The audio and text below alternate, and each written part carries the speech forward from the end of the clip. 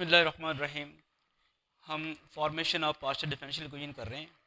इसमें अब एक्सरसाइज 1 का क्वेश्चन नंबर 5 सॉल्व करते हैं। Eliminate arbitrary constants A and B to obtain a partial differential equation from the equation Z square into 1 plus A cube is equal to 8 into x plus A Y plus B whole cube.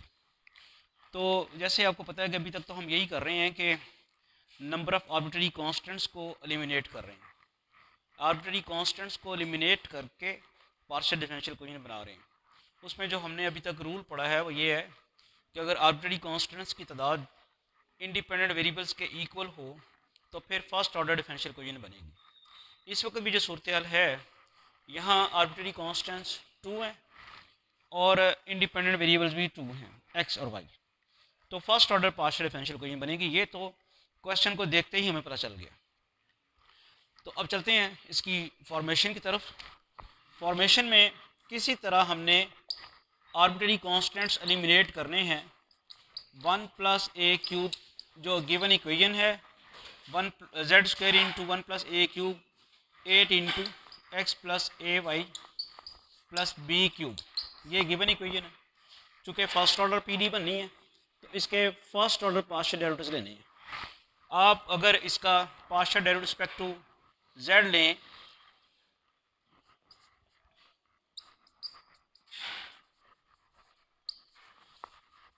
Differentiating 1 partially with respect to x we have, आप अगर इसका partial derivative लेते हैं with respect to x तो क्या बनता है, 1 plus ए cube तो ज़ाहिर बात है कांस्टेंट है। जेड स्क्वायर का पार्शियल डेरिवेटिव लेंगे तो क्या आएगा, 2z partial z over partial x, और 1 प्लस ए क्यूब तो एज इट इज़ रहेगा। जब अब इसका डेरिवेटिव लेंगे 8 वैसे ही, तो आपने डेरिवेटिव लेना है किसका, पार्शियल ओवर पार्शियल एक्स लेना है किसका, एक्स प्लस ए Y plus B whole cube. Left hand side में आप जो है लिख सकते हैं 2 इंटू 1 प्लस ए cube partial z over partial x, और राइट हैंड साइड पे जब आप इसका डेरिवेटिव लेंगे तो सबसे पहला काम क्या होगा, 3 नीचे उतरेगा और x प्लस ए वाई प्लस बी की पावर 2 रह जाएगा, और फिर हमें derivative partial derivative x plus ए वाई प्लस बी का भी लेना है पावर के बगैर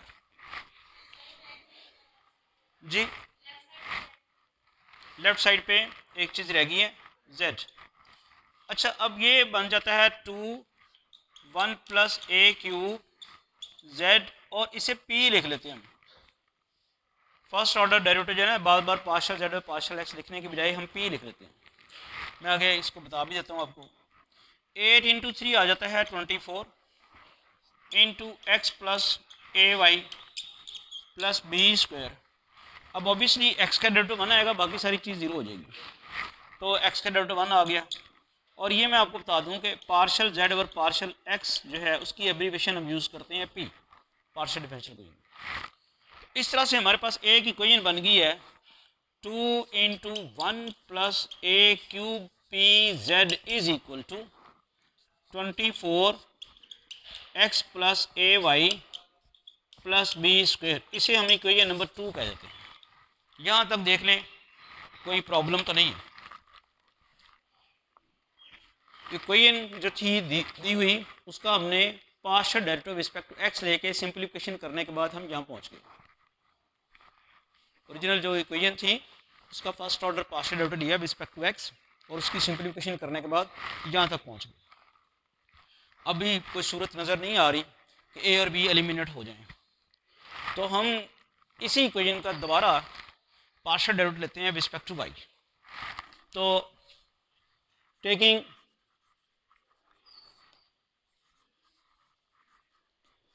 partial derivative of 1 with respect to y, we have जी, जब y के रिस्पेक्ट डेरिवेटिव लेंगे तो सिचुएशन वही बननी है, 2z पार्शल z और partial y into 1 plus a cube is equal to 8 into 3 into x plus A Y plus B cube और square आ जाएगा ना, और फिर पार्शल और पार्शल वाई लेना है हमने एक्स प्लस ए वाई प्लस बी का। तो ये बन गया 2z, और ये जिस तरह partial z over partial x की जगह आपने p लिखा, इसी तरह पार्शल z और पार्शल y की जगह आप q लिखते हैं। ठीक है, q इंटू 1 प्लस ए क्यूब, और वहाँ बनता है 24 x प्लस ए वाई प्लस बी स्क्वायर, और x का डेरिवेटिव 0 हो जाएगा y के लिहाज से, और ए वाई का डेरिवेटिव a आएगा। और अब हम यहाँ जो मैंने लिखा था पार्शल z और पार्शल y q के इक्वल, वो बता देते हैं कि ये थोड़ी सी और सिंप्लीफिकेशन कर लेते हैं। 2z इंटू, इसको आप इस तरह कर सकते, पहले कांस्टेंट आप पहले लिख लें, यानी आप यहाँ पे लिखें 2 इंटू 1 प्लस ए क्यूब क्यू जेड, और उधर आपके पास आ जाएगा 24a एक्स प्लस ए वाई प्लस बी स्क्वेयर। इसे हम इक्वेशन नंबर 3 कर लें। अब इशू हमारे पास ये है कि ये इक्वेशंस हैं, इक्वेशन नंबर 1 जो ओरिजिनल इक्वेशन थी वो वाली, इक्वेशन नंबर 2 जो कि हमने partial derivative respect to X लिया, और इक्वेशन नंबर 3 जो कि हमने partial derivative respect to Y लिया। इन तीनों इक्वेशन में से ए और बी को एलिमिनेट करना। पहली स्ट्रेटजी तो मुझे फौरी तौर पे नज़र आती है इक्वेशन नंबर 2 की और इक्वेशन नंबर 3 की राइट हैंड साइड्स में से बी कैंसिल हो सकता है। अगर हम इक्वेशन नंबर 3 को 2 पे डिवाइड करें, पहला स्टेप तो ये करते हैं, फिर बाद में देखते हैं क्या करना है। तो हम लिखते हैं डिवाइडिंग 3/1, 3/2। इक्वेशन नंबर 3 को आप 2 पे डिवाइड कर लें। जब दो इक्वेशंस को डिवाइड करना होता है तो उनकी लेफ्ट हैंड साइड को डिवाइड करती है। 2 into 1 plus A cube Q Z is equal to 24a X plus A Y plus B square. अब इसको डिवाइड करना है इक्वेशन नंबर 2, तो इक्वेशन नंबर 3 की लेफ्ट हैंड साइड को डिवाइड करेंगे इक्वेशन नंबर 2 की लेफ्ट हैंड साइड से, वो बनती हैं 2 इंटू 1 प्लस ए क्यूब पी जेड, और इक्वेशन नंबर 3 की राइट हैंड साइड को डिवाइड करेंगे इक्वेशन नंबर 2 की राइट हैंड साइड से, वो क्या है 24 इंटू एक्स प्लस ए Y plus B square, 24 into x plus ए वाई प्लस बी स्क्वायर। देखें अब ये 2 कैंसिल हुआ, 1 प्लस ए क्यूब भी कैंसिल हुआ, जेड भी कैंसिल हुआ, इधर 24 कैंसिल हुआ, ये भी कैंसिल हुआ इसके साथ, और रह क्या गया आपके पास? आपके पास रह गया जी Q over P is equal to A। एक तो आपके पास ये रह गया। अब मसला ये है कि अगर A भी यहाँ से ख़त्म हो गया होता तो हमारी रिक्वायर्ड डिफरेंशियल इक्वेशन आ गई होती, लेकिन ये ख़त्म नहीं हुआ। उसके लिए अभी तक आप और करें, इस इक्वेशन का इस्तेमाल नहीं हुआ। यहाँ तक पहुँचने के लिए आपने दो इक्वेशंस यूज़ किए हैं, इक्वेशन नंबर 2 और इक्वेशन नंबर 3। अब जब तक आप ये नहीं इस्तेमाल करेंगे उस वक्त तक आप एलिमिनेट नहीं कर सकेंगे बी। अगर मैं ये ए की वैल्यू उठा के यहाँ पुट कर दूँ तब भी बी ख़त्म नहीं होता, तो बी तो ख़त्म करना है। बी को ख़त्म करने के लिए इसी किस्म का आइडिया अगर हम अडॉप्ट करें इक्वेशन नंबर 2 और 3 को जैसे हमने डिवाइड किया, इसी किस्म का आइडिया, यानी आपने देखा कि इक्वेशन नंबर 2 और 3 में राइट हैंड साइड पे एक्स प्लस ए वाई प्लस बी का स्क्वायर आ गया था, दोनों में एक्स प्लस ए वाई प्लस बी का स्क्वायर आ गया था। तो जैसे ही हमने डिवाइड किया तो वो बी वाली टर्म ही फारग होगी। अब इसका इशू क्या है? ये जो इक्वेशन है इक्वेशन नंबर 1, इसमें एक्स प्लस ए वाई प्लस बी की पावर 3 है, और इधर इसकी पावर क्या है 2 स्क्वायर है, वो पावर 3 है। तो एक चीज़ तो मेरे जहन में आती है कि इधर मैं दोनों तरफ स्क्वायर कर लूँ और इधर मैं दोनों तरफ क्यूब कर लूँ, तो इसकी पावर 6 आ जाएगी और इसकी पावर भी 6 आ जाएगी। फिर डिवाइड करूँ तो शायद काम बन जाए। बात समझ आई? तो हम करते हैं स्क्वेयरिंग 1, ठीक है ना, squaring equation number 1, squaring 1 on both sides. जी क्या उम्र, क्या कह रहे हैं आप? किसको किससे डिवाइड कर दूं? 2 को 1 पे डिवाइड करके ख़त्म नहीं होगा ना x, तो b किधर जाएगा? b ही नहीं मसला ख़त्म कर रहा, कैसे आएगी वो? फिर किस में पुट करनी है? वो जो b की वैल्यू आएगी वो फिर किसी को नहीं पुट करनी है। तो आपको कल दिया तो था टास्क, अब कर लाते ना, करके नहीं आया। कल आपको टास्क दिया था ना, तो आप करके क्यों नहीं आए? जो आपके जहन में सजेशन आ रही थी, आपको कल ये असाइनमेंट दी थी कि ये क्वेश्चन करके आए, तो फिर आप करके आते। यहाँ आप हमसे तजर्बे कराएंगे तो हो सकता है वो ना हो, क्योंकि बी की वैल्यू का फिर मसला होगा। एनी हो, squaring 1 on both sides, equation number 1 का दोनों तरफ अगर आप स्क्वेयर करें तो क्या आता है?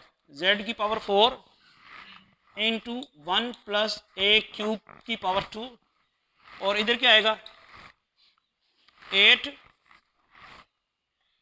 और x प्लस 8 तो नहीं ना आएगा, 8 का स्क्वायर करेंगे ना तो 64 बनेगा।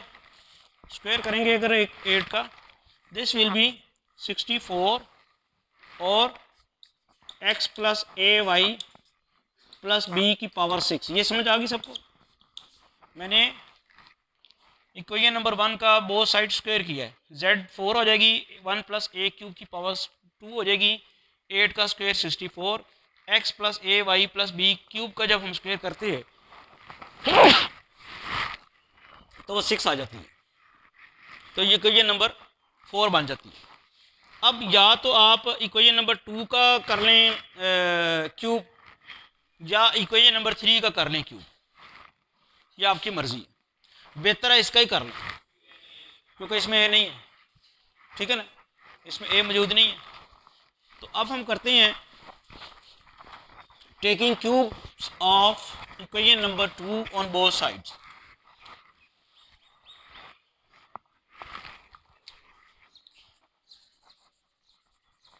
Taking cubes of 2 on both sides।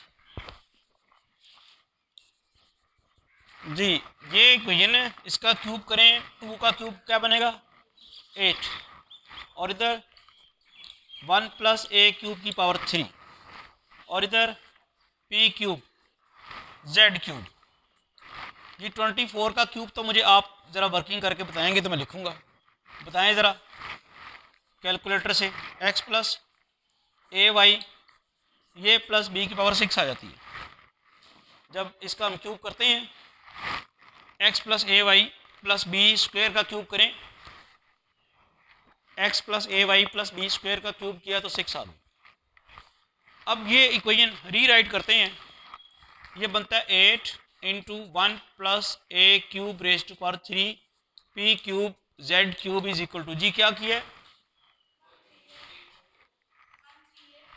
13824, और यहाँ आपके पास आ जाता है x प्लस ए Y plus b raise power 6। ये इक्वेशन नंबर बनती है 5।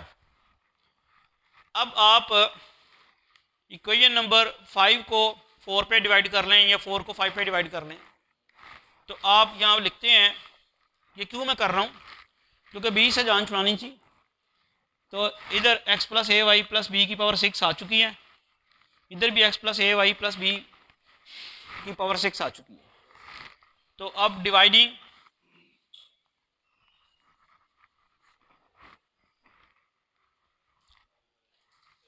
डिवाइडिंग 5 बाई 4, तो 8 इंटू 1 प्लस ए क्यूब की power 3 P cube Z cube is equal to 13824 into x plus A Y plus B raised पर 6।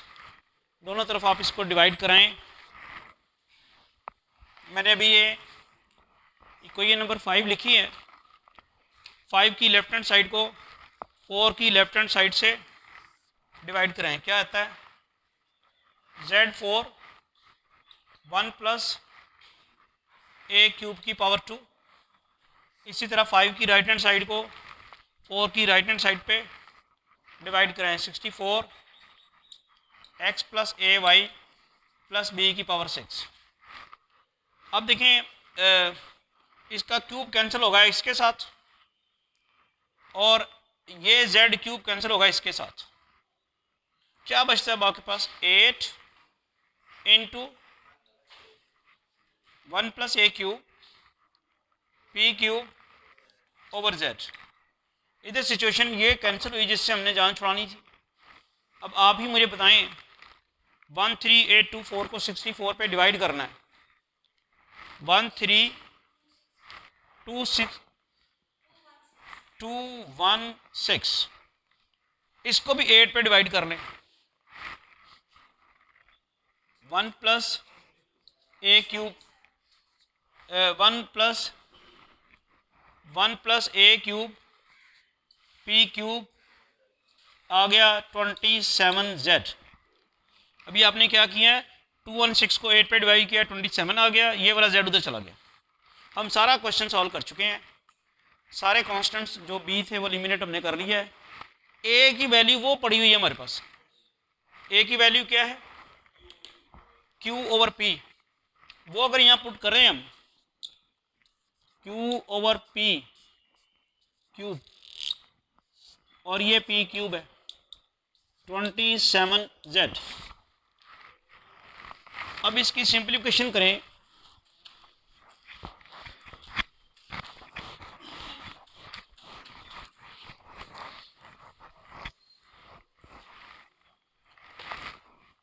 तो ये बनता है 1 plus Q cube over P cube into P cube.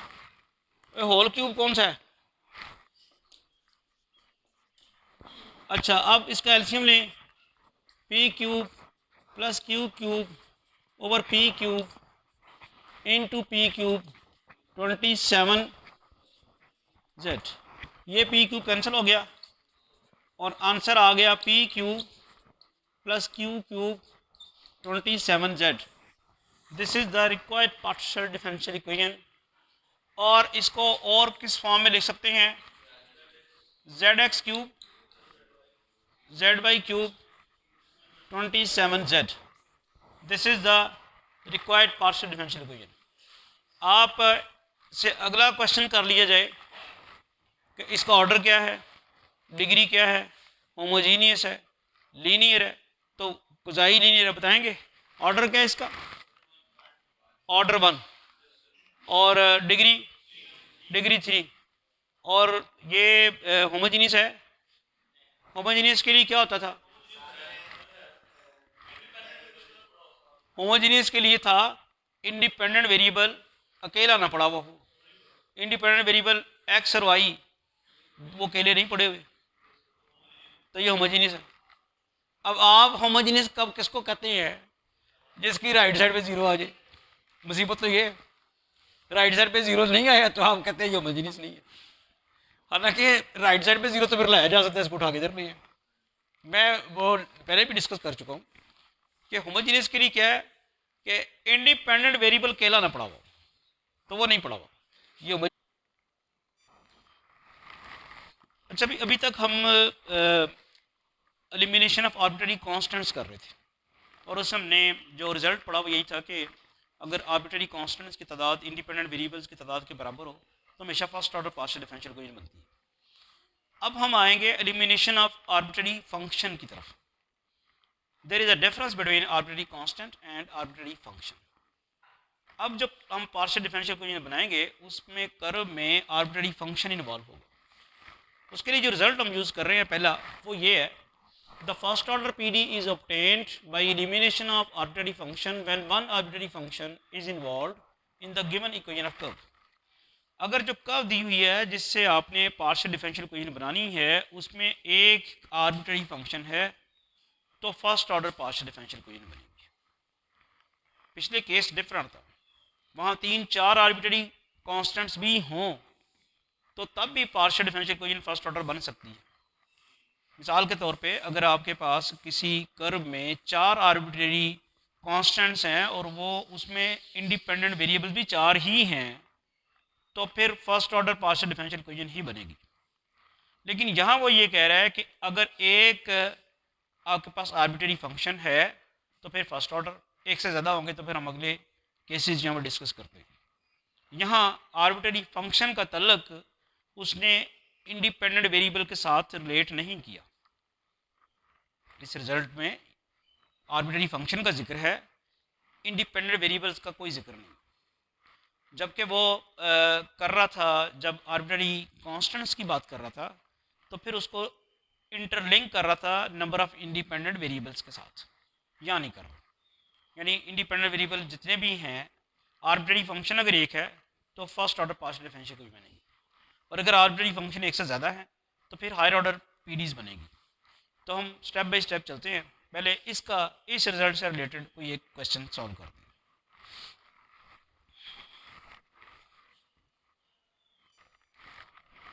अच्छा ये देखें, अब ये क्वेश्चन नंबर 7 है, इसकी हमने पार्शियल डिफरेंशियल इक्वेशन फॉर्म करनी है। z is equal x square phi of x minus y. जी आप उमर कुछ पूछ रहे थे, क्या कह रहे हैं?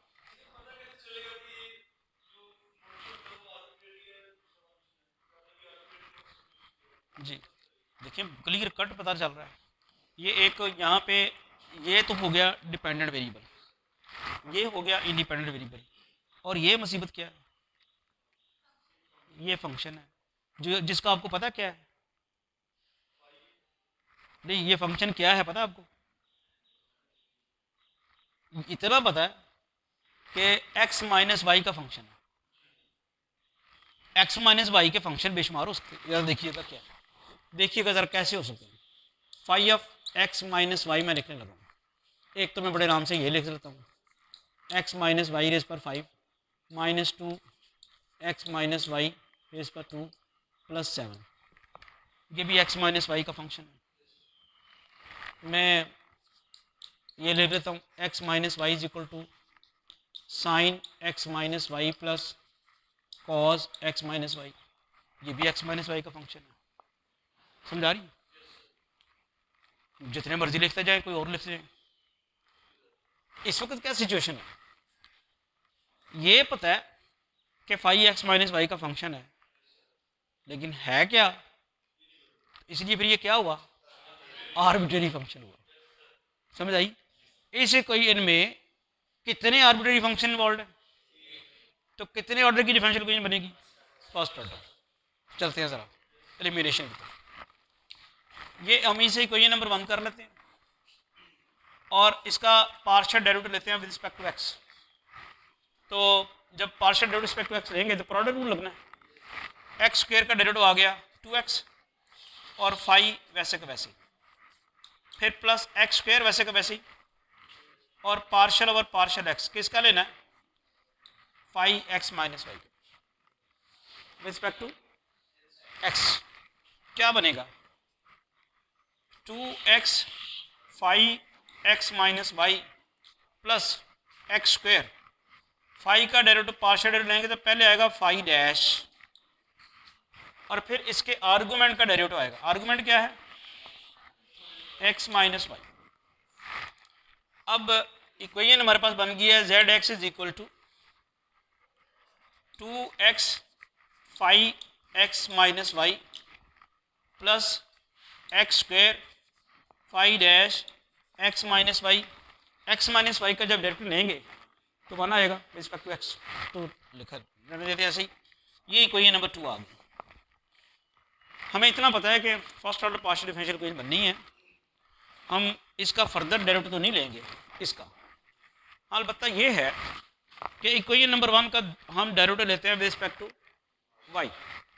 तो इक्वेशन नंबर 1 का जब partial derivative respect to Y लेंगे, ये बन जाएगा जेड वाई, इधर एक्स स्क्वायर तो रहेगा एज इट इज़, और आपको डेरिवेटिव लेना है किसका, phi of X minus Y का। ये बना जेड वाई एक्स स्क्वायर, ये क्या बनता है phi dash x minus Y, और फिर आर्गूमेंट का डेरिवेटिव लेना है विद रिस्पेक्ट टू वाई। देखिए हमारे पास जो अब इक्वेशन आती है वो क्या आती है, वो आई z Y is equal to x square phi dash x minus Y और माइनस वन, ऑब्वियसली एक्स का डेरिवेटिव 0, माइनस वाई का माइनस 1। ये बनी जी z Y is equal to minus x square phi dash x minus Y. ये equation number 3 बन गई। अब हमारा इम्तहान शुरू है। इक्वेशन नंबर 1, इक्वेशन नंबर 2 और इक्वेशन नंबर 3 में से हमने आर्बिट्रेरी फंक्शन एलिमिनेट करना है। आर्बिट्रेरी फंक्शन क्या था, phi of X minus Y. अब ना सिर्फ आर्बिट्रेरी फंक्शन एलिमिनेट करना है, बल्कि ऑब्वियसली उसका डेरिवेटिव भी एलिमिनेट करना है, वो भी आर्बिट्रेरी है। फंक्शन का ही नहीं पता तो उसका डेरिवेटिव का कैसे पता होगा। तो मुझे पहली स्टेज जो नज़र आ रही है, मुझे ये लग रहा है कि अगर मैं इन दोनों इक्वेशंस को ऐड करूं तो डेरिवेटिव तो एलिमिनेट हो जाएगा। इक्वेशन नंबर 2 और 3 को अगर मैं ऐड करूं, इक्वेशन नंबर 2 प्लस 3 क्या आता है, Z Y is equal to minus x square phi dash x minus Y. और इक्वेशन नंबर 2 पहले लिख लेना आप। इक्वेशन 2 जो है वो है Z X is equal to जी 2x phi of X minus Y plus X square phi dash x minus Y. ये इक्वेशन 2 है। और इक्वेशन 3 क्या है, Z Y is equal to minus x square phi dash x minus Y. जब हम इनको add करते हैं ये टर्म कैंसिल होगी, इधर आ गया Z X plus Z Y is equal to 2x phi X minus Y. ये इक्वेशन नंबर कौन सी आ गई है, इक्वेशन नंबर 4। अभी तक हमने एलिमिनेशन के लिए ये इक्वेशन यूज़ नहीं की है, तो अब कर लेते हैं। इक्वेशन 4 को 1 से डिवाइड कर लेते हैं। तो dividing 4 by 1, Z X plus Z Y is equal to 2x phi X minus Y. जब डिवीजन की बात होती है, इक्वेशन नंबर 4 की लेफ्ट हैंड साइड को इक्वेशन 1 की लेफ्ट हैंड साइड से डिवाइड कराएंगे, इक्वेशन नंबर 4 की राइट हैंड साइड को इक्वेशन नंबर 1 की राइट हैंड साइड से डिवाइड कराएंगे।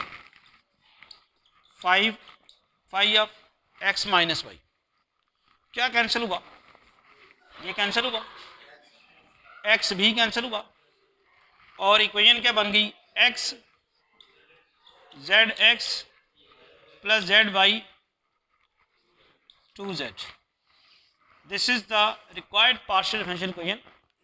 इसका ऑल्टरनेटिव वे जो है वो हम ऐसे भी लिख सकते हैं, x into P plus Q is equal to 2z। या वो लिख लें या ये फॉर्म कर लें। तो अब हमने ये भी देखा कि अगर आर्बिट्रेरी फंक्शन इन्वॉल्व है तो उसको कैसे एलिमिनेट करना है पार्शियल डिफरेंशियल इक्वेशन बनाने के लिए।